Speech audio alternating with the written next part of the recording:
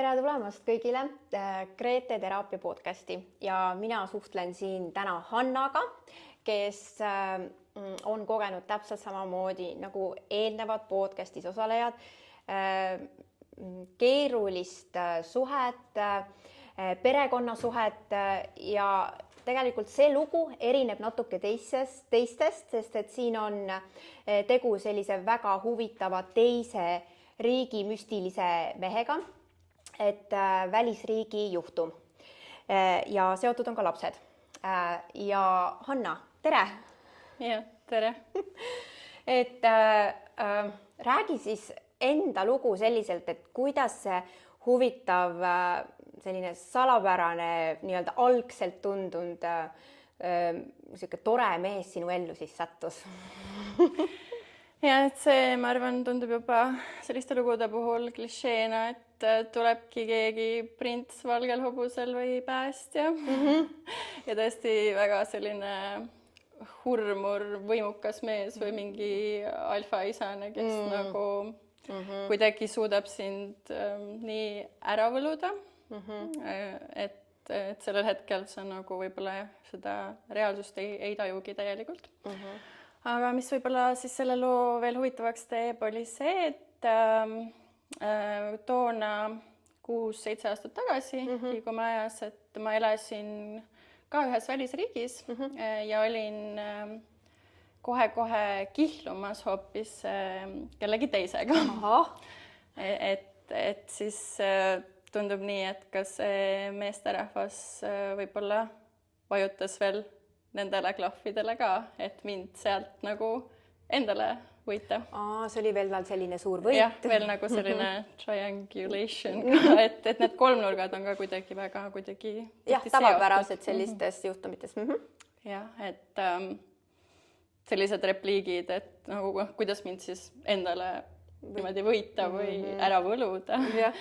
Et sellised laused nagu see mees, et ta ei kihlu sinuga nagunii mitte kunagi, aga vaata, et mina teen seda kas või kohe. Ja sellised.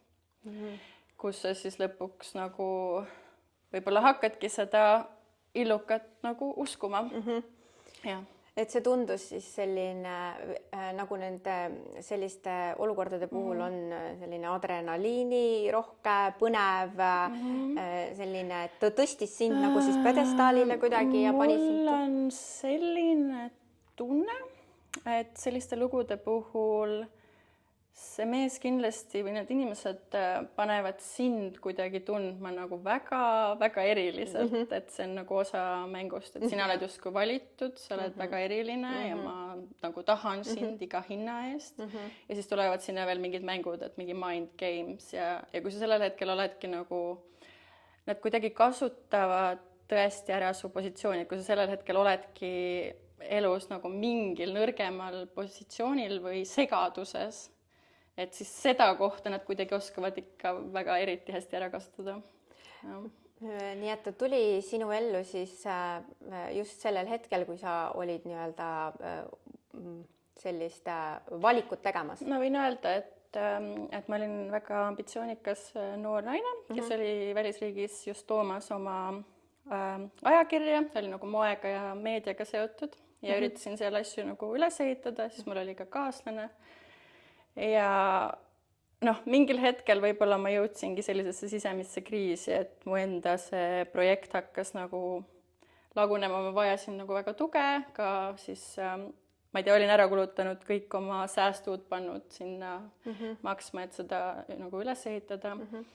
Ja siis, kui äkki tuleb keegi šarmantne mees ja nagu pakubki sulle mingit teist töökohta või mingit finantsilist abi või tahab sind nagu kuidagi sealt nagu sopast nagu üles tõsta, siis võib-olla sa tõesti lähed kaasa, sellepärast et sellel hetkel see tundub nagu nii see täpselt, mida sa vajad. Jah, see kõige vajalikum osa on puudu ja kui ta seda toob ja annab sulle, raske on sellest keelduda. Aga kõik need asjad käivad ka nagu väga märkamatult, et nendega tegelikult alati kaasneb selles mõttes nagu suur segadus, et sa kunagi ei tea, mis see päris tõde on, aga seda sa näed nagu hiljem, et ajavad sind segadust oma suurte lubadustega ja nagu, et ma päästan sind. Et mingitele klahvidele nagu vajutatakse ja oleneb, kus kohas sa ise oma elus oled sellel hetkel. Mis siis sai edasi, et ta oli nagu selle võlumise perioodi nagu sinu jaoks teostanud, kuidas siis see jõudis sinnamaani, et sa kolisid tema juurde, olid nõus pere looma, see kõik oli siis? Tagantjärele veel, mis ma ju teen seda kõike ikkagi teiste naiste heaks, et mis ma võin öelda, et räägid oma lugu selleks, et teisteni ka jõuab. Kõik, kes on sellises olukorras, mõistavad, et siin on midagi nagu maru kahtlast, et kõik sellised story'd või inimeste ilmumised su ellu, mis juhtuvad nagu suure pauguga ja sa umbes arvad, et vau, et siis tuleks nagu kindlasti nagu enda käest küsimusi küsida, et kas see on ikka... Ja, et päästjat ju tegelikult ei ole olemas. Et kui sa vajad päästmist, siis see päästmise hetkel oled sa kõige nõrgemas kohas ja siis ei tohiks ennast siduda.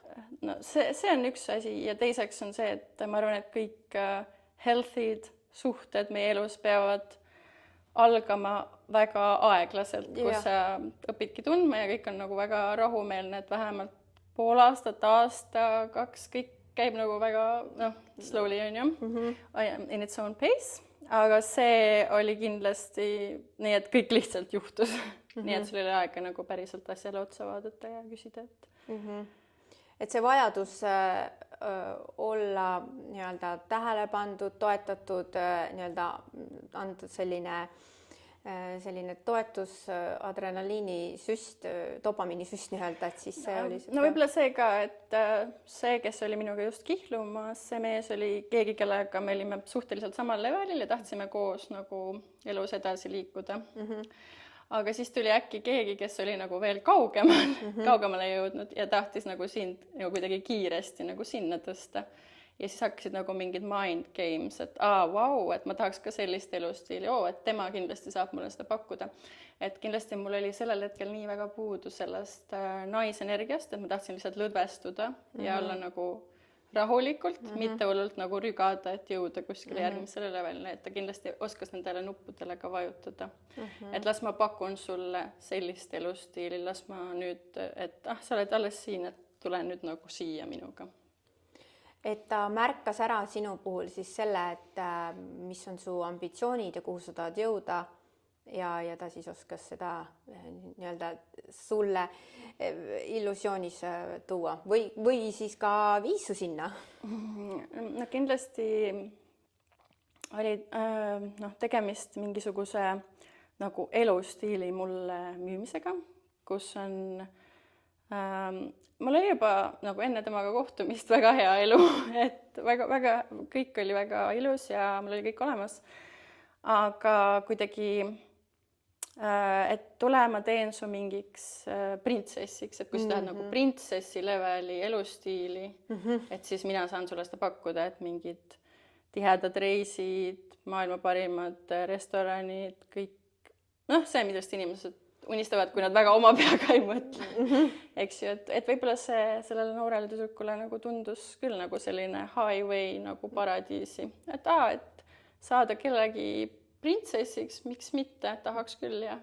No tegelikult me olemegi ju lapsest saadik unistanud tänu nendele muinasjuttudele, et üks valgelobusel prints ju tuleb meid, päästab sellel kõige keerulisemal hetkel ja kuskil meie kollektiivsel tasandil ajusopis on meil see koht olemas, eks ole, et loomulik ju on tegelikult, et me sellisesse kohta ka võime sattuda, et me ei ole keegi kaitstud. Et võib-olla sellel hetkel, kui kõik need ajukeemia asjad ja tormilised asjad nagu juhtuvad, et sa reaalselt hakkad nagu armuma ka veel sellesse inimesse, et siis sul see emotsionaalse intelligentsuse koht nagu puudub, et sa hakkad nagu rahulikult mõtlema, et see kõlab nagu midagi liiga ulmelist, et rahune nüüd maha ja mine nagu omas tempos nüüd oma elu suunas, et jah, see päästja klahvidele või nagu sellesse story'sse nagu kuidagi selle enda sisse mängimine on kindlasti paljudes lugudes nagu ka omal kohal. Kaua tal siis see mäng aega võttis, kuni sa siis ütles, et okei, pere ja kolin ja olen sinuga ja... Ma arvan, et see kui pere loomise teema on eraldi ja tuli veel omakorda hiljem. Aga see, et saada mind välja sealt oma rutiinsest elust ja suhtest nagu oma sinna meelevalda, võib-olla niimoodi väga nagu pool aastat. Et vahepeal nagu nendel inimestel on kombeks ka siis mätsida nagu sind nii nende ellu sisse, nagu põimida kõik valdkonnad, et siis samamoodi ma hakkasin ka tema heaks nagu tööle. Ja siis olid igasugused töölähetused, väljasõidud, et mõned kuud me nagu seal kohtusime ja õppisime teineteist nii-öelda tundma, siis kui veel kõik oli väga ilus ja nagu paradiis ja muinasjutt. Aga vist jah, et kõik muutus siis, kui oligi siis tööreis nagu pikemaks ajaks täiesti sinna tema riiki ja mis elu ta siis nagu näitas jällegi oma seda muinasjuttu ja printsessi elu ja minu kõrgemale tõstmist, et kui ma läksin siis tagasi lõpuks oma sinna päris ellu, siis mulle tunduski see nagu liiga halb ja siis ma hakkasin endas kahtlema, mõtlema, et ma ei vääri seda, et tõesti, see on tõsi, et see mees ei kihlu minuga mitte kunagi, aga tema on nagu valmis kohe, et siis ta sai mu nagu välja sealt lõpuks. Et väga oskuslikult, aga kuna tal endalgi oli ka päris segane lugu nagu eraeluga ja veel nagu väga nagu unfinished business, siis ma usun, et ta ise ka, kui ta nüüd nagu mõtleks sellele sügavalt järgi, et siis ta ei oleks pidanud mind nagu ära tõmbama minu sealt rahulikust eluliinist, kuhu mina olin nagu liikumas sellel hetkel. Noh, ma ei tea, kas tema nii mõtleks. Jah, et meie ju ei tea, mida tema mõtleb. Nii, ja kui sa olid siis nii-öelda sealt siis ära võlutud ja hakkas see elu siis pihta, mismoodi see siis on ju tegelikult selles osas nagu teine etapp? Ma arvan, paljud ütlevadki, et alguses ongi kõik väga ilus, et sa nagu jumala eest ei näe nagu neid kohti, kus need varjuküljed nagu tulevad. Aga ilmselt esimesena nagu ikkagi hakkab tihti ka ligi hiilima see kontrolli teema, et võib-olla 2 esimest asja, kontroll ja isolatsioon, ehk siis lõigata ära minu elust kõik, mis varem mind nagu defineeris, et kõik sidemed siis selle riigiga, kus ma juba olin elu alustanud, selle mehega, kellega ma pidin kihluma, kõik see. Siis see, et minu suur projekt ja minu see, kust mu edu pidi tulema või nagu see ajakirja loomine, et sellele teha nagu kriips peale, põimida mind nagu sisse siis sinna oma ärivaldkonda ja siis öelda mulle, et ühel hetkel, et aga printsessid ei pea töötama. Et siis sa nagu enam nagu kontorisse ei lähe ja oma tööülesandeid ka ei täida, ehk siis see nagu võtad veel ära veel selle finantsilise vabaduse, et kõik eluvaldkonnad nagu põimida niimoodi mõnusalt enda võrgustikku. Tundub, et teil olid erinevad arusaamised sellest printsessi elust. Tema sai nagu arvas nagu teisiti. Et kui inimestele veel naljakad lood meeldivad, siis võiski olla, et me istusime kuskil õhtusöögi lauas ja ta näiteks ütles, et palun kustuta ära oma Instagrami konto ja kui ma ütlesin ei ja siis ta ütles, et aga ma annan sulle mingi selle summa, kas sa siis kustutad ja ma nagu ei, sest ma ikkagi veel olin enesekindel ja oma asjades nagu kindel väärtustes ja siis ta nagu manipuleeris nagu nende summadega ja võib-olla lõpuks oli umbes see, et kui ma nagu nii nõus ei olnud, siis nagu võttiski mu telefoni ja kustutaski ära. Tegi siis seda või? Ma arvan küll, et tegi jah. Et sind ära ei saanud siis sellel hetkel veel osta, aga siis ta siis tegi peamine oli nagu natukene see manipulatsiooni osa varjutada minus nagu minu enesekindlust ja inimesi, kellega ma varem suhtlesin ja kontakte, et siis oli vaja, kõik oli ära lõigata vaja. Et üks oligi see, et sotsiaalmeedia, mingid need ja need inimesed, et ta ei tohi enam nendega suhelda. Nüüd, kui teil ei ole nüüd seda kanalit, et siis need inimesed kaovad ära, et nagu jumala eest nagu välismaailmaga ja reaalsustajuga nagu säiliks mingi kontakt, see oli tema jaoks nagu ohtlik. Jaa, loomulikult, et see tundub väga loogiline selliste suhete puhul, aga sinu siis see printsessi elu siis oli sealt siis nii-öelda lõpetatud, sa said aru, et sa oled kontrollitav ja sind hakati kontrollima. Mis siis sai, mis sinuga hakkas toimuma ja mis seal sai? Ma mõtlen nüüd et see oli, tegelikult toimus ikkagi väga aegamisi. Et see minu lugu muidugi, et võib-olla kõigest nagu kohe ei saagi aru, sest su reaalsustaju on juba sellega nagu moonutatud, et sa oled kõrvuni armunud sellesse inimesse, et need kehakeemia ja kõik see ajukeemia on nagu nii, need ongi need mind games või need mängud, et siis lõpuks teedki kõike seda, mida ta justkui ütleb või käseb, on ju. Et ma arvan, et esimene asi oli see, kuidas kõik eluvaldkonnad olid kuidagi lambist äkki ainult temaga seotud. Meeletu nagu see kaassõltuvuse dünaamika ja suht nagu tegelikult märkamatult võib-olla ma lõpetasingi mingite inimestega suhtlemise ja kõik nagu said aru, et ma ei tea, Hanna kolis mingi, ma ei tea, sinna ja elabki mingit väga ägedat luksuslikku elu ja mind ei olnud nagu teiste inimeste jaoks enam olemas. Aga ma ise ei saanud aru sellest kohe. Et ikkagi algas selline märkamatu minu isiksuse õõnestamine, kus ikkagi minu enda päris mina oli siis nagu röövitud. Aga nad oskavad seda ka väga, väga märkamatult teha. No jah, et kui seal alguses sai see nii-öelda see põhitöö tehtud, siis hakati asju järjest nagu ära võtma ja seda kontrolli looma.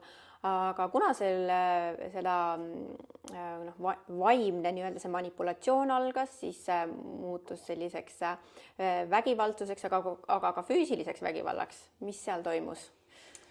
Et kuna see oli see siis ka mingisugune hetk, kui ta tundis, et nüüd on aeg, et nüüd võib juba, nüüd on nagu täielikult allutatud, et nüüd see füüsiline on veel.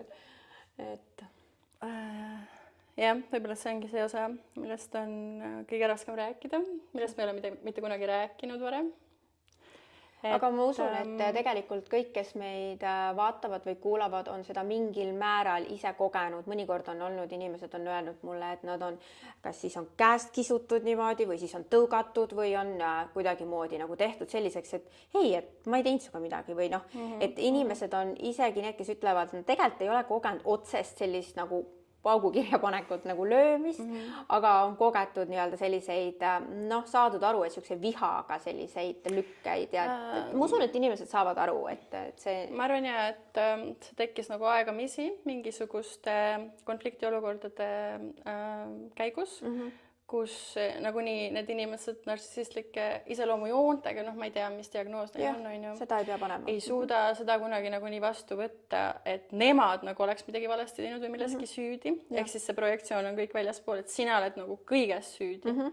Ja kui sa üldse üritad isegi ilusasti rääkida või asjast, et ma tundsin ennast halvasti või midagi, et siis selleks, et oma seda süütunnet nagu varjutada, et selle eest võis nagu küll olla, et need nii-öelda läbipeksmised olid ikka sellised, et mul olid sinikad kätel, mind on juustest tõmmatud.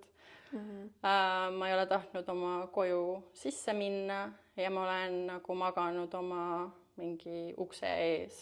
Et mitte minna sisse. Ja olnud vannituppa lukustatud. See on, asi ongi selles, et keegi ei tea, mis inimeste kodudes toimub. Et siin tuleb nagu veel kindlasti mängu see illusioonide teema, et oletame, et sellepärast ma tänasel päeval mitte kunagi ei usu sotsiaalmeediat ja seda, mida inimesed näitavad ja postitavad, et on väga ilus pilt ja keegi on mingi ja holidays on ju. Aga tegelikult sa ei tea, mis 5 minuti pärast seal kodus nagu lahti läheb, et ärge näidake mulle seda illusiooni, palun. Et sa oled nüüd üles ärganud sellest? Ma ei usu ühtegi asja, mida sotsiaalmeediasse postitatakse, mitte ühtegi pilti, mitte ühtegi fairy tale lugu enam. Absoluutselt. Et ikkagi kõigel on mingi oma varjund taga. Seda kindlasti on ka väheseid paare, kes ongi nii õnnelikud 7. päevas kogu aeg, okei, aga igal on oma lugu, aga ma lihtsalt mõtlen, et neid on kindlasti ka rohkem, kes nagu midagi näitavad, aga see teine, see shadow lugu on seal hoopis nagu seal taga ikka palju kordades. Suurem protsent on siis neid, kes siis sa arvad, et mina tahaks nii uskuda ja miks ma seda ütlen ka, on seetõttu, et on reaalne näide, et ma postitasin mingi pildi ilusas kleidis ja mingi sünnipäevapeole minek, aga mitte keegi siin maailmas ei ütleks, et samal päeval ma ärkasin enda ukse nagu taga, välisukse matil üles, sest ma ei tahtnud sinna sisse minna. Sest ma teadsin, mis seal sees nagu mind ees ootab. Aga kui sa ühel hetkel ka tegelikult siis nii-öelda olid sellises natuke jõudnud juba sellesse faasi, kus sa said aru, et asi on ikkagi väga-väga keeruline ja et see ei ole ikka enam nali ja nüüd on ikka, see on ikka äärmuslik, et kui sa püüdsid ka tegelikult abi paluda, et mis sellele eelnes, et mis see juhtumid või juhtum oli, mis sind pani seda mõistma? No kindlasti inimene sellises suhtes kindlasti kõik su, ma ei tea, somaatiline närvisüsteem, kõik muutub nagu nii, et ma olin nagu väga hullus juba survival mode'is ja ma ei tea, mingid paljud on ka rääkinud, et on mingid kontrollimatud nutuhood, kus sa öösel lihtsalt nutad nagu mingi segane migreenid, et kindlasti sellest mõjutas nii hullult mu füüsilist tervist. Ja psüühikat. Ja ma nagu naine saab intuitiivselt ka veel väga tugevaid sõnumeid, et võib-olla öösiti, et nagu kõik see tuli mu, ma olen ka hästi empaatiline, nagu empath, narcissist, see on väga hea kombo, et kõik see tuli nagu, et sa ei saa jätkata nagu, et sa pead välja saama, aga just kõige hullem ongi see, et nad on nii oskuslikud manipulaatorid tihti, et kui sa oled juba nende seal lõksus, kuldpuuris, juba elad seda elu, siis see esimene samm välja võib olla ka väga ülikeeruline. Ja me veel räägime riigist, sest et sa hakkad nagu seda kohta kahtlema, et no kõik siin ka nüüd päris nii hull ei ole, et seal on kindlasti nagu juhtub veel häid asju ka. Et kindlasti kui teeb sulle midagi, mis on nii jõhker ja räige, siis kindlasti järgmisel päeval tulevad mingid suured lilled, vabandused, kingitused, mis iganes kõik ja mingi, just see, et kunagi see enam ei kordu. Aga kas ta füüsilist vägivalda nägi ikkagi selliselt, et sellest nagu tal tuleks vabandada, et sellest ta sai aru? Kõige hullem on nagu ka see, mis sa naisena sellises suhtes, ma ei tea, proovidki nagu võtta mingeid nõuandeid, et okei, et äkki see ei ole nii hull või ma ei tea, äkki ma olingi ise süüdi. On ju see, mis nemad üritavad seda sulle nagu ei olnud piisavalt hea naine. Okei. Kui sa sellest ka läbi sa näed ja nagu saad aru, et see ei olnud jumala eest nagu minu süü. Aga üritad siis nagu öelda, et kuule, et kas sa tead nagu, mida sa tegid, et ma sain haiget. Ja kuidas nagu nemad eitavad, et nad ei näe nagu kunagi endal süüd tegelikult. Aga siis ongi nagu see, et ma mäletan, et minul olid nagu sellised asjad, et nagu ma ei jätnud enne järgi, kui et palun vabanda, et mida sa tegid, et see ei ole normaalne, et ma nüüd lähengi ära. Et nende kõige suurem hirm on see, kui sa pakid oma asjad kokku ja hakkad minema. Mida sa siis kunagi lõpuks ju tegid? Et seal oli veel ka see, et tegemist on nagu välisriigiga. Et tihti oli siis see, et kui oli midagi juhtunud ja ta teadis, et ma tahan ära põgeneda, et siis ta võttis mu passi ja lukustas selle kuskile enda sahtlisse. Et nagu nii mul ei oleks kunagi pääsu näiteks lennujaama. Aga oli ka mingi intsident, kus ma olin olnud mitu päeva majas luku taga ja läksin siis lõpuks abi paluma, kuhu ma vähegi sain, umbes nagu piirkondlikusse kuskile kohta. Ja siis ütlesin neile, mis minuga juhtunud oli ja et isegi see mees hoiab mind majas kinni, pass on ära võetud, et ma ei saa majast välja ja siis see ohvitser või kes iganes oli, ütles siis, et aga sa oled ju väljas. Nii et seda nagu seal riigis, kus võib-olla puuduvad naistel igasugused õigused või üldse inimõigused, seda ei võetud isegi tõsiselt. Et see tegelikult naerti nagu välja, said sa sealt mingid, ma ei tea, edasisi kontakte või nõuandeid, kuidas edasi liikuda või see lihtsalt tühistatigi ära? Mul on selline tunne, et kõik nagu registreeriti mingis teises nagu jaoskonnas, et see, kes ei tahtnud tegeleda, see ei tegelenudki, aga siis ta kuidagi sai selle info, nagu selle inimese info, et kellega nagu tegemist oli ja seal nagu kui teie perekonda kuidagi teada, siis talle nagu helistati selles asjus ja küsiti, et mis toimub ja siis öeldi, et kõik nagu su perekonnaga seotud asjad pead sa oma majas ära lahendama, et ärge pöörduge jumala eest nagu korrakaitsjate poole. Aga seal oli vist selline teema ka, et see kõik, see hirm, mis minus nagu oli, et selle peale siis ma võib-olla saingi oma passi kätte ja lihtsalt lahkusin riigist või midagi sellist igatahes oli, et ma lihtsalt põgenesingi nagu ära. Aga kuna meie elu keelas ka nagu mitme riigi ümber, et siis vahepeal oligi, et me olime juba erinevates riikides, et see, et mina läksin kuskile teise riiki, see nagu üldse teda ei morjendanud, et see kontroll kestis nagu ikka veel edasi, et ta teadis, et okei, nüüd on vaja minna, et tema läheb ka siis teise riiki ja hakkab mulle nagu oma seda mingit nutulaulu ajama või nagu kasutame nüüd kõiki neid tehnikaid, et ma jumala eest nagu nüüd ei jääkski ära, et tagasi läheksin. Kuna see siis toimus sinu jaoks see väljapääsu hetk või peale seda, kui sa ka nii-öelda olid nagu pantvang? No see elu, selliste elude kohta võib öeldagi, et sa elad nagu kuldpuuris, et sul on kõik asjad olemas ja väga tore on kõik nii-öelda välispidistele silmadele. Aeg-ajalt saad peksa ja siis, kui sa nii ei käitu, kuidas sa tahad, siis võetakse pass ära ja... Et siis, kui talle midagi ei meeldi, siis saad nagu... Karistada igatepidi. Või noh, ma isegi tegin seal olles eksperimenti, et et oletame, et kui ma nüüd, see you're walking on eggshells, et sa ei julgegi midagi öelda, sa ei taha nagu ühtegi konflikti olukorda. Ja siis on nagu need, et loedki netist, et Grey Rock method, et ükskõik, mis ta nagu ütleb, sa ütle lihtsalt on ju? Ja siis, kui ma nagu seda tegin, siis ta nagu võib öelda, et miks sa midagi ei räägi ja selle peale nagu täiesti ära, et miks sa ei reageeri nagu, et täiesti ära vihastada. Ja siis on nagu see, et there's no like win-win situation, jah, et kui ta tahab sinult ikkagi seda emotsiooni kätte saada. Et siis ta oskab seda nii või naa, et on seal siis manipuleerida. Ja et ükski need tehnikad ei toiminud tema poole. Ma tegin nagu konkreetselt väga palju eksperimente nagu seal olles, et kuidas ma pean olema, kuidas ma pean käituma, kuni mul on mingi hea backup plan, et nagu ära saada.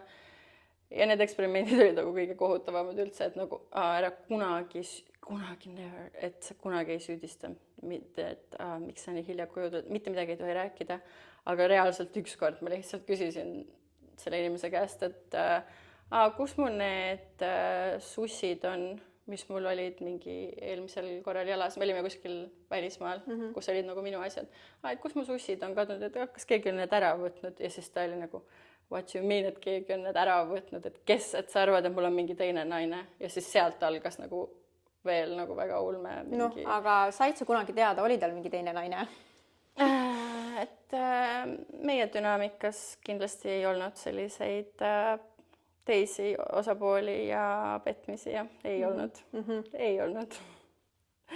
Kas see kuulub kuidagi nagu mingi usu juurde või on see mingi riigi poolt või... Lihtsalt võib-olla olid juba olid juba teised teemad, et kõige alguses oli nagu see triangle asi, et nagu minul oli keegi kolmas osapool juba alguses ja ka temal. Ja juba sealt tuli nagu nii palju segadust ja nagu paksu pahandust ja igasuguseid jamasid nagu veel sellest tema endisest elust, mida ta pidi kogu aeg nagu siluma, et kuna sealt poolt juba oli õhk nagu väga paks, detailidesse laskumata, et siis ei olnud jah, seda enam veel lisainimesi. Okei. Et tavaliselt on nii, et kui inimesed ütlevad, et ei olnud mul teraapiaseansil, siis tegelikult tuleb ikkagi välja, et on olnud, aga mõnikord lihtsalt, miks ma küsin, ongi, kas on mingi usuline või on see lihtsalt seotud mingi teatud riigi enda tavapäraga, et muidu üldiselt seda tüüpi inimesed ikkagi on väga petja tüüpi, et neil puudub austus ja nad ikkagi teevad, mida nad tahavad. Kui sealt juhuslikult ei ole mingisugust teisi norme või uskumusi või midagi, mis neid väga tugevalt sellest eemal hoiab või piirab. Ta oli väga lojaalne, sellepärast, et meil oli juba ka oma pere mingil hetkel ja ma olin tema jaoks nagu olingi selline obsessioon, keda hoida kuskil lugu taga, et tal ei olnud reaalselt isegi ressurssi nagu veel minna kuskile teiste osapoolte juurde, et ma tänase päevani usun seda ka siiralt. Et aga seal seda arusaamist või uskumust ei olnud, et muidu meeste seas sellistes riikides ei ole üldse petmist või on see nagu tavapärane või pigem natuke eriline, on sul selle kohta mingit natuke teadmist? No seal on nagu hästi levinud, et on abielud ikkagi ja siis see on nagu lubatud, aga ma arvan, et ikka on petmisi, lihtsalt sellest ei räägita ja mehed ka reisivad, ma ei tea, välisriikidesse ja teevad, mis nad tahavad ja seal on veel lisafaktor, et ametlikult neil on isegi lubatud endale 4 naist võtta. Aga sul siis ei olnud abikaasal kedagi teist? Ei olnud kindlasti, jah. Et sa olid veel sellel hetkel ainuke, et nüüd? Jah. Nii et abielu, kuidas lahutamine üldsegi õnnestub sellises riigis? No sellega on nii, et üldiselt nagu võetakse nii, et naised on nagu mehe omand. Ja siis ainult siis, kui nemad tahavad, siis sa saad nagu vabaks. Nii, kas tema siis tahtis? Tähendab, ma võin valgustada, et on ka juhtumeid olnud, kui ka üks täitsa kõrgemat verd inimene nagu seal riigis tahtis lahutust, sest et tema abikaasa oli petnud teda ja seal oli nagu tõenditega, et viibinud nagu teiste naistega, et siis nagu naine hoopis avalikult sotsiaalmeedias lahutas oma mehest. Ja nagu, et siis ta peab lihtsalt ütlema nagu 3 korda I divorce you, I divorce you, I divorce you ja seda tegi nagu naine mehele, et teda siis häbivääristada või häbimärgistada nagu terve siis selle community ees. Et on ka vastupidiseid näiteid, jah. Ja kuidas see sellises meeste dominantsuse riigis toimib? Et ma arvan, see oli lihtsalt nagu väga suur šokk nagu tervele ühiskonnale. Et see on selles mõttes ikkagi väga suur nagu ego laks. Kindlasti, et see, et mees kaotabki oma igasuguse eneseväärikuse. Et võib-olla selle puhul nagu võib kontrastiks tuua, et mina olen see olnud, kes on 100% proovinud seda väärikust kuni lõpuni säilitada. Kellele siis endale või temale? Noh, see, et mitte tuua detaile oma lugu avalikkuse ette. Kelle väärikust sa sellega hoiad täpsemalt? Et kes siin väärikaks jääb? No asi on selles, et sa nagu ikkagi elad veel selles reaalsuses, kus sa nagu ei taha panna asju suure kella külge ja mõeldes oma pere nagu privaatsuse säilitamise või tagajärgide peale, et siis see on nagu väga keeruline samm, et lõpuks siis rääkida ja avalikustada kõik need väärteod. Kus sa selle julguse siis võtsid, kui pikalt oli ju algus tehtud sellele, et sind maha tampida ja siis kogu su enesehinnang, et kus see julgus ja jõud siis sinus tuli? Mu eneseväärikus ja enesehinnang 6 aasta möödudes olidki täiesti null, nagu null, nagu madalam kui muru. Ma olin täiesti nagu mingi hullem kui mingi teenija nagu sellele inimesele.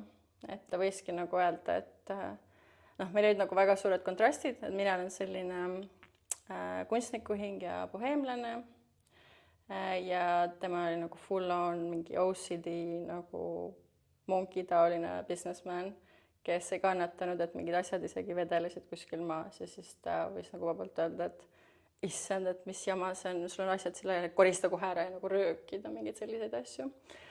Et selles mõttes, et jah, et kui sa oled elanud nagu madalam kui muru, aga ma ei tea, mis väljapoole tundus inimestele, ma senimaani ei tea, sest et kellelegi ju ma seda välja ei näidanud ja võis kindlasti paljudele tunduda, et ma elan, ma ei tea, mingis printsessi unelmas kuskil, on ju. Et ma lihtsalt nagu naeran neid, et mis väljaspoole tundub ja mis siis nagu see päris tegelikkus on. Et sa oled tehtud nagu madalamaks kui muru.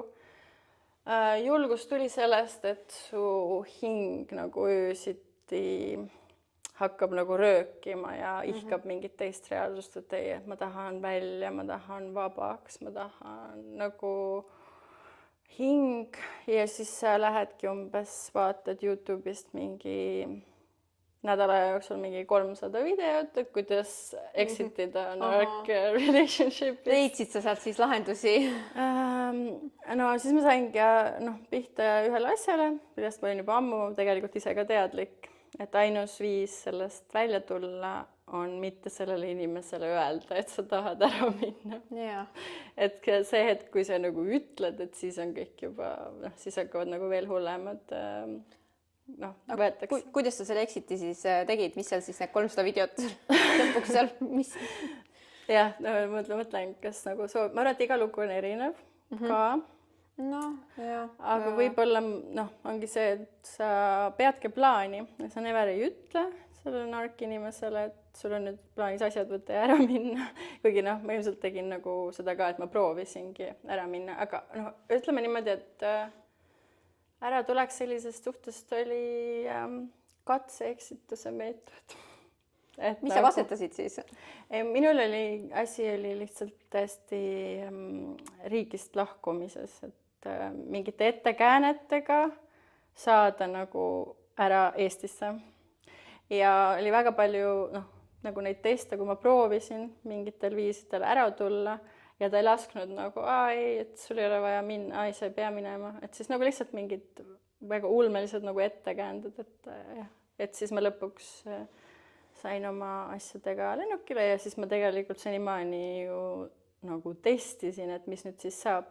Et kas ma olengi nüüd nagu vaba, sest et see ei käi kunagi nii, vaid kui neil hakkab nüüd tunduma, et sa oled vaba või eraldanud neist või oled nagu väljas pool nende kontrolli. Oi jumal, et alles siis nagu kõik see show algab. Et siis, kui ma oleksin seda teadnud, mida ma tean täna, sellel hetkel, kui ma nagu sealt minema astusin, ma ei oleks mitte kunagi teinud seda. Mitte kunagi. Mul oleks olnud 1000 triljon korda lihtsam olla seal asjade sees kui väljas ja nende õõnestamiste ja karistamistega. Laste kaudu siis praegu, ma saan aru, sest muidu...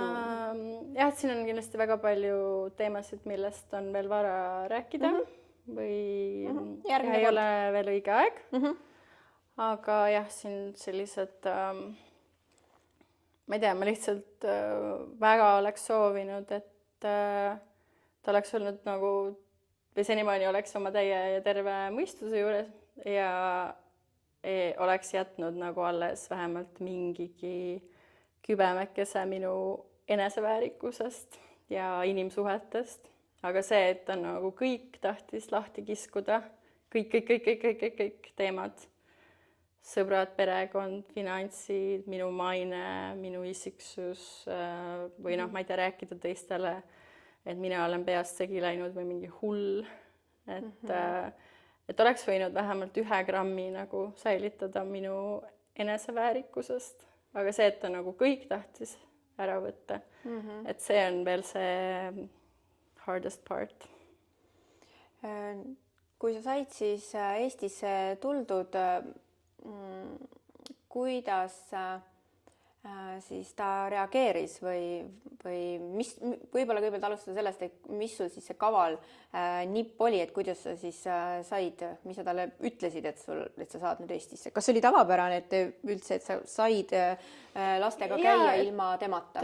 Sellised käimised ja välisriigis viibimised olid ka nagu tavapärased, aga see, et ma ikkagi natuke ootasin, et öelda inimestele, et noh, nüüd nagu me ei tule enam tagasi, et see vajas nagu läbimõtlemist ja noh, ma ei teagi, et see on veider, kuidas sellises suhtes sa pead nagu kogu aeg olema mingit väga suurt plaani pidama oma peas.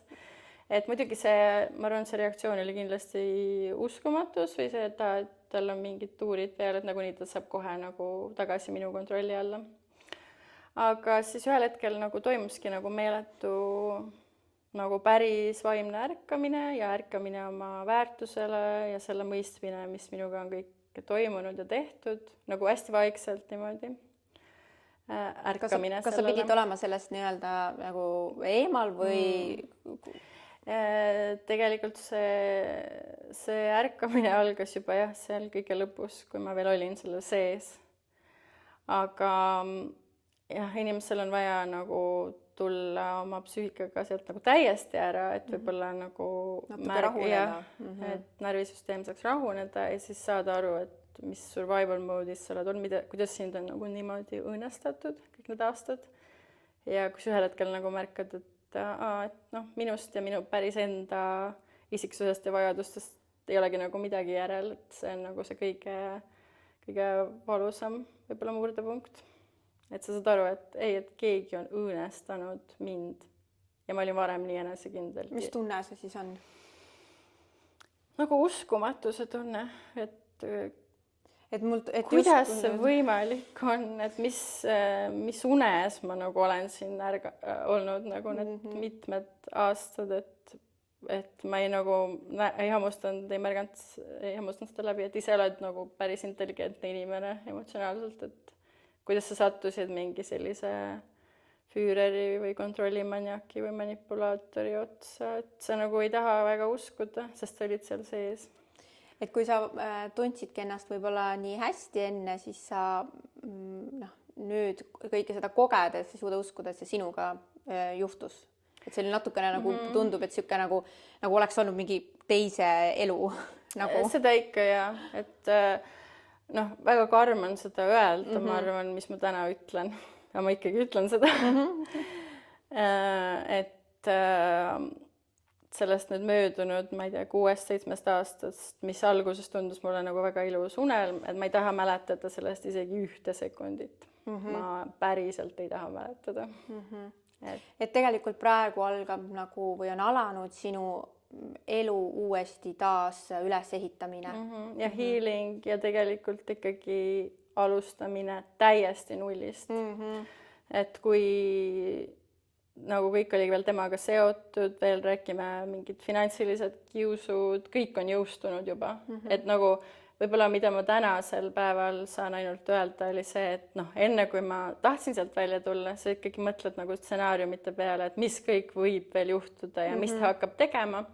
Et üks samm oli ka selle kõige nagu teadvustama, et ma pidin nagu väga valmis olema, ma teadsin, mis hakkab juhtuma. Ja siis kuidas nagu kuidagi sammhaaval need kõik nagu asjad juhtusidki. Ja siis ma nagu varisesin koost ja siis ma sain aru, et wow, aga nüüd nagu kõik need juhtusidki, see kõige hullem ja nüüd ma nagu olen ikka veel elus, et see vabaduse hind on nagu väga kõrge, aga ikkagi ma olen nagu püsti, et nüüd siit ei saa enam minna nagu hullemaks, et kõik ikkagi juhtusid mingid kinnisvarale nagu access'i piiramine, ühisele kinnisvarale, finantsilised kiusamised, mingite ühiste pangakaartide sulgemine, kõik on nagu juhtunud, kõik asjad. Et minu access nagu sellele vanale elule on nagu null. Et kõik on selleks, et sa tulid ära, aga sa tulid ära, sa siin olles, Eestis olles, siis teatasid, et sa ei lähe tagasi? Jah, mingil hetkel Eestis olles, aga ma ütlengi tänase päevani, et see, mis seal alguses toimus, oli ikkagi minu nagu test, et nüüd vaatame, et kas ma saan ikka nagu olla sealt eemal või ära, et ma ei teadnud ise ka, et ma nüüd ei lähegi tagasi, vaid ma tahtsingi näha tema reaktsioone, et tõenäoliselt ikkagi ta üritas mind ju tagasi manipuleerida sinna. Et see sisemine otsus, ma arvan, igal naisel, kui ta päriselt nüüd teab, et ei, sinna enam mitte kunagi, nagu isegi kui ma suren, pigem, aga sinna nagu enam ei lähe, siis jah. Et see on nagu väga võimas koht, jah. Ja samas ka sa ütled, et kui sa oleks teadnud, et selline asi juhtub, siis sa oleks jäänud sinna. Aga nüüd samas, kui sa oled ka nagu alustanud juba nii-öelda seda tervenemist või muutust või saad aru, kui rahulik on nüüd, siis samas sa ei taha tagasi minna. Et kus see selline konflikt sinu sees on, et mis põhjusel sa näed ühtepidi, mis põhjusel nagu teisipidi? Oskad sa seda endast kuidagi märgata või? No ikkagi ühest küljest, et kõik, mis sa võisid mõelda, et hakkab juhtuma ja mis karistused ja mida sa pead nüüd, mis jamasi nagu veel üle elama selle nende karistuste näol ja kuidas sinu mainet kahjustatakse ja räägitakse, et sa oled mingi psühhopaatiline inimene ja sina oled nagu kõiges süüdi, et lõpuks on lihtsalt, et kaua sa jaksad kanda seda koormat, nagu seda karistuse osa. Sa murdud ühel hetkel, sa lihtsalt lähed katki, sest sul on nagu, et aitab. Et ma tahtsin ainult ju välja saada, et miks ma pean nüüd veel selle jamaga tegelema, et sa ei saagi nagu oma eluga edasi minna. No selleks on omad nipid ja oskused, et lõpuks tegelikult ikkagi saab minna. Jah, seal tavaliselt lastega on ikkagi nagu mingi hing, aga tegelikult on ikkagi nii-öelda oma uue elu alustamine ühel hetkel, kui saab mingi osa nagu ära võideldud, kui on vaja võidelda, kas see on lapsed mängus või mis iganes. Aga kui see saab nagu tehtud, siis tegelikult see uue elu alustamine on ikkagi väga palju seda võitlust ja seda äratulekut väärt. No võib-olla siin on veel mängus mingid etapid, et mida ma olen alles läbimas, et ma ei ole veel seal päris teisel pool. Seda ma võin ka öelda, et see võitlus on alles käsil, et võib-olla ühel hetkel, kui ma ühel päeval ärkan üles ja mul on päriselt nagu see möödas või mul on nii palju parem olla, et siis ma näen seda veel hoopis teise pilguga. Kindlasti, et see on tegelikult värske ja alles algusfaasis, et kindlasti õigeid samme tehes sa jõuad õigesse kohta, kus sa hiljem mõtled, et issand, et õudne, kus ma ikkagi olin ja kus ma ikka mõtlesin, et võib-olla lihtsam on seal tagasi olla. Ja muuseas, mis teebki nende juhtumite puhul karutee nendele naistele, kes tagasi lähevad, ongi see, et see piinamine või kius peale lahkuminekut hakkabki nii kohutavalt raske olema, et see raskus on lõpuks see, millest nad alla annavad. Et see ületada ära, see allaandmine sealt, et siis see muudab väga palju. Ma arvan, et ma täiesti mõistan neid naisi, kes nagu ikkagi alistuvad sellele manipulatsioonile ja nendele võimumängudele ja lähevad veel tagasi ja saavad veel nagu osaks sealt asjadest ja siis võib-olla valivad nii-öelda endale sobivamat hetke, et ära tulla, aga selleks ei ole mitte kunagi sobivat hetke, ma arvan. Ei ole, jah, et osata, et nad lähevad vahel tagasi, et mõelda, et võib-olla saan olla seal finantsiliselt tugevam, eks ole, majanduslikult natuke säästa, võib-olla ennast natukene teadlikumaks, viia ennast nii-öelda kurssi, teadlikum olla, et siis olla võib-olla natukene endal hoides ressurssi. Me võib-olla ühiselt jõuame jälle tagasi sinna plaanipidamise faasi, et sellises suhtes sa lihtsalt ei ole ega eksisteeri, vaid sul kerib kogu aeg mingisugune plaan tagataustal, et mida siis jõustada? Jah, kas sa lähed siis tavaliselt äkiliselt või ootamatult välja või siis läheb plaaniga. Et paljud naised jah, kes on minu juurde jõudnud, ka mehed muuseas, kes on olnud väga keerulistes suhetes, siis me, mida varem, seda parem jõutakse, siis me arutame need erinevad variandid läbi, mis on nagu mingis suhtes kõige parem mingil hetkel ja see nii-öelda annab inimestele kindlust, et mida teha ja kuidas see väljumine käib, et olenevad siis ka tegelikult sellest keerukuse ja raskusastmest ja oleneb kõik sellest seadustest ja kus riigis ja nii edasi, et tegelikult hästi palju nüansse on, iga lugu on selle koha pealt erinev, et mõnel on vaja plaani pidada, mõnel on vaja väga kiiresti teha. Ei no ma mõistan neid juhtumeid ka, kus ma olengi umbes uksi paugutanud ja hakanud nagu ära minema, aga noh, see inimene ilmselgelt saab su kätte ja siis on veel hullem nagu see, mis sind seal koduseinte vahel, milline peapesu sind nagu ootab, et kuidas sa umbes, kuhu sa arvad, et sa lähed ja kes sa arvad, et sa oled. Nojah, sest et sa näitad talle välja oma attitüüdi. Jah, täpselt ja see neile absoluutselt ei meeldi, kõige suurem asi üldse. Noh, see on see, et sa sellega reedad ära ennast öelda, aga kui see plaanipidamine on, see tähendab seda, et sa mängid mängu, mida tema on ammu mänginud, hakkad sa nüüd temaga. See on nagu ülekavaldamine ka natuke. Jah, et sa ei saa enam sellest teisiti, sest et vastasel. Noh, sinuga nagu nii mängitakse mingeid mind games, et siis sul ei jää muud üle, kui sul on vaja olla kavalam kui tema. Aga mis selle juures on kohutavam ikkagi, kui sul on see plaan juba olemas ja sa midagi seal haud, et noh, kuidas sa ikkagi need nagu mõned nädalad või kuud või päevad nagu veedad seal, et see on nagu üks väga õudne koht, kus olla, et sa oled nagu tupikus, et sa pead nagu sa ei saa isegi olla. See on ka muuseas see koht, kus naistel on andnud väga palju jõudu, et see selgus, et ma olengi sellise isikuga suhtes, nüüd kõik nagu tundub loogiline ja nüüd nagu siis on see selgus, siis ma ei lähe sellesse draamasse ja emotsionaalsusesse ja siis ma nagu nii-öelda olen endas nagu rahu, mul on kindlam teadmine, mida ma tegema hakkan ja saad nagu rahulikumalt panna oma ressursid ja fookuse sellesse liikumise ja muuseas inimestel tekib sellega hoopis jõud. Et mitte just see, et issand, mul on siin jõudne, et enne teadlikkust ja selle plaani mõistmist, kui inimene juba teab, et ma tean, mis mu järgmised etapid on, see annab inimesele rohkem nagu selgust. Muidu enne seda on see pea nii seda vahtu täis ja no nagunii narsissist on su nii ära moonutanud su tões. Ja ta on veel 10 sammu ees ka. Sinust juba kõik asjad on tema juba enne läbi arutanud, kõik seadused ja süsteemi enne, kui sa jõuad oma mõelda, et huvitav, mis suhtes ma siin olen.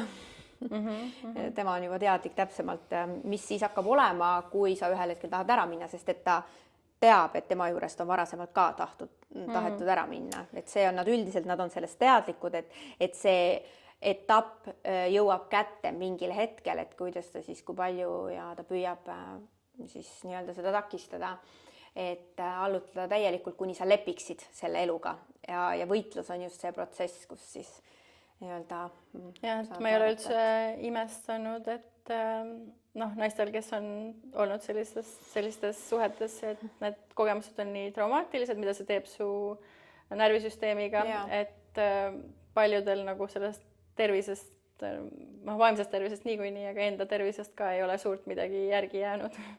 See on mingi aeg, eriti see võitluse protsessis, siis on see stressihäire ja kõik see stress ja mis sellega kaasnevad, erinevad muud hädad ja häired ka, ajuudu ja kõik muu ja fookus on häiritud ja nii edasi, see on energiast tühi ja nii edasi, kõik see, ühesõnaga seal on palju asju, et see ongi selle konkreetse fraasi või selle ajaraamistikuga seotud, et kui see võitlus saab jällegi läbi, siis tegelikult närvisüsteem ikkagi rahuneb, sest et mingi tulem on, mingi otsus, mingi elurütm või taastatakse ja hakkab jällegi stabiilsus, et siis tegelikult, mida me selle ellujäämisfaasis nii-öelda nagu loodame, et tegelikult me tahaks seda rutiinset elu, mis siis nagu loob selle närvisüsteemi paika, et kust siis saaks hakata oma eluunistusi jällegi hiljem täide viima, aga enne on vaja, et me rahuneksime. No kindlasti, enne on vaja, et saabukski rahu. Jah, aga et tuleb ennast koguda ja teadvustada, et see on kõigest faas, eriti veel, kui on näiteks kohtu kaudu või on mingid muud võitlusprotsessid, enamasti on see kohus, et siis tehakse see protsess läbi ja peale seda ikkagi tegelikult toimub, oleneb, mis see tulemus on. Kas tuleb edasi võidelda või siis on see rahunemine. Kas see ei tundu võimalik, et paljude puhul jääbki selline täitsa lõputu kius?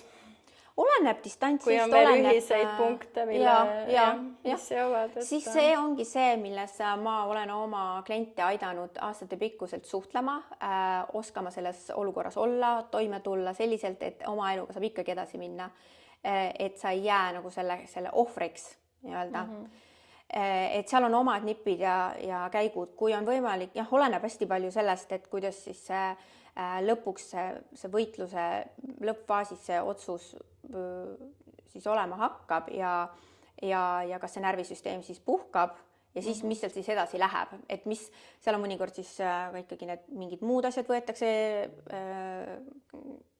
käsile ja siis veel kaevatakse kohtusse ja nii edasi, et need on sellised erinevad võimalused, mis sealt siis mis võivad siis järgneda, et neid saab ette ennustada ja neid saab ka teada mingil määral ja saab need kõik läbi mõelda, mis need võiksid olla. Seda me teeme klientidega teraapiaseanssil pikemalt, et võib-olla tõesti, et see teema lähebki individuaalseks selle põhjal, et kui palju eluvaldkondi oli siis läbi põimitud selle, kas saab jätkuda veel finantsiline kius ja kius laste kaudu või mis iganes seal oli teil seotud? No selles mõttes tavaliselt see kius laste kaudu alati jääb, et see on ikkagi selline tavapärane juhtum. Nüüd oleneb ka väga palju distantsist ja oleneb siis väga palju sellest, mis on no kuidas ma ütlen, et tavaliselt on ka teised suhted ja kui need teised suhted tulevad, mingi periood on natukene sul seda hingamisruumi, kuni see siis armumise faas ja kõik see on nagu lõpupoole ja nii edasi, siis ta saab kohe mitut naist näiteks korraga panna puuri ja nii-öelda, kui ta on saavutanud sellel uuel naisel mingi staadiumi, siis tal jätkub jällegi ressurssi minna selle teise juurde, kellega tal on lapsed ja seal seda kiusu jätkata. Et kui tuua välja, see on hästi mitmetahuline ja siin on väga palju erinevaid nüansse, et seda praegu siin nii-öelda võime lõpmatuseni arutleda, aga ma arvan, et see on lihtsalt üks osa sellest protsessist, mida tuleks kaaluda, kui on ikkagi lahkuminek või oled selles võitlusprotsessis, et teada siis neid järgnevaid samme ja mis sealt need võimalused on, mismoodi see inimene võib reageerida või siis kasutusele võtta. Et väga huvitav et selliste inimeste puhul kõik süü lasub alati nendest väljaspool, et mitte kunagi ei ole nemad mitte midagi valesti teinud, nad on täiesti ideaalsed inimesed ja ongi see, et inimene ei võta ju absoluutselt mingisugust vastutust enda käitumise eest ja lõpuks ongi mis nagu mind ka veel meeletult ära kurnas, oli see koht, kus lõpuks ma ei jõudnud enam kõiges süüdi olla, nagu absoluutselt kõiges. Tal on paha tuju või mis iganes või siis vähe midagi, liiga palju midagi, kõike nii edasi. Et see emotsioonide ülekanne nagu käis ka päris kiiresti või see. Jah.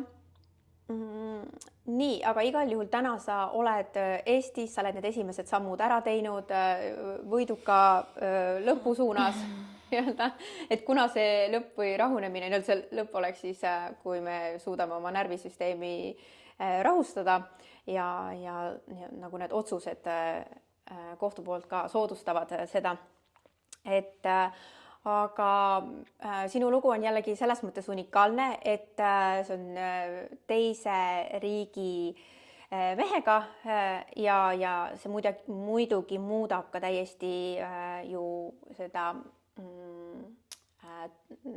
dünaamikat, et kui tugevalt või kui julgelt ta saab ka käsitleda nii-öelda füüsilist või siis ka oma jõupositsiooni, et see oleneb väga palju sellest riigist ka. Ütleme et seal riigis kindlasti valitseski selline meestemaailm. Ma ei tea, kui palju naistel nagu üldse mingeid õigusi oli, et kindlasti paberil midagi nagu oli, aga tegelikkuses aga mis seal tegelikkuses oli mulle tänase päevani küsimärgid isegi inimõiguste osas. Et nüüd oleme me sellises kohas, jah. No igal juhul aitäh, et sa jagasid nii palju, kui sa hetkel said jagada ja kui sa tulevikus tunned, et sa tahad rääkida ka järgnevatest etappidest, mis on siis saanud, et anda ka kõigile teistele naistele ja ka mõnikord tegelikult me jätame välja, aga ka meestele, et ma ütlen ausalt, et mul on ka meeskliente, kes on olnud sarnastes olukordades ja et me jah, neid mehi ka välja ei jäta, et need naised on enamuses, aga mehed samamoodi tegelikult on sellises keerulistest suhetest kaotanud siis ka lastega suhteid ja nii edasi. Et sellistes suhete dünaamikates siis need on ikkagi sellised, kus ju peamine on see, et mõlemad pooled ei ole võrdsed. Et keegi on, vähemalt näidiliselt on kuidagi pjedestaalile ennast seadnud. Jah, et seal on see dominantsuse alistuvuse suhe ja see ei saa olla ju ometigi terve suhe. Et üksteise lugupidamist seal ju tegelikult ei ole, üks on ori ja üks on kindlasti ori ja kuningas. Et siis on väga suur see tonaalsus, et aga aitäh kõigile, kes meid kuulasid ja vaatasid ja võib-olla on Hanna loost midagi ka endale kõrval taha panna, kas on mõnel võib-olla selline peigmees kuskil, kus on võib-olla järgmised sammud veel ootejärjekorras, et pere luua, siis võib-olla siit on natukene mõtteid, et kui tundsid ennast ära, et kui see algus on ka selline väga kiiretempoline, et kas tasub? Mina kindlasti veel omakorda teen seda kõikide naiste nimel, kes on sarnastes olukordades, kes võib-olla oma suletud magamistoast praegu kuulavadki seda podcasti või sarnaseid lugusid, et kuidas jumala eest saaks, et kas on mingi lootus, et kunagi põgeneda ja olla vabaduses või ehitada mingit hoopis teistsugust elu üles. Et ma näen teid, sest mina olin seal kohas. Ja ma tean täpselt, mis tunne see on. Et need ei ole mingisugused lihtsad kohad siis, mida läbida. Ja kui palju see nõuabki julgust ja alistumist elule, kus sa juba siis tead, et ükskõik milline elu on parem. Olgu siis, ma ei tea, kõikide nende hüvedeta. Ükskõik milline elu on parem kui see elu, mida ma elan, sest et mu isiksust nagunii ei ole olemas, et mu isiksus on juba täiesti maha tambitud, aga mida sa tulid nagu siia maailmasse tegema, olema nagu sina oma täies jõus ja võimsuses oma annetega. Et kui see on nagu ära võetud terve su olemus ja isiksus, et kas sa siis tõesti elad nagu täisväärtuslikku elu, et ma kahtlen selles, aga see kindlasti nõuab ärkamist sellele, et kus sa lõpetad endale valetamise. Jah, see on väga hästi öeldud, et lõpetame endale valetamise, vaatame tõele otsa ja tõele otsa vaatamisest algabki muutuste loomine ja uue elu alustamine. Et aitäh kõigile ja aitäh, Hanna!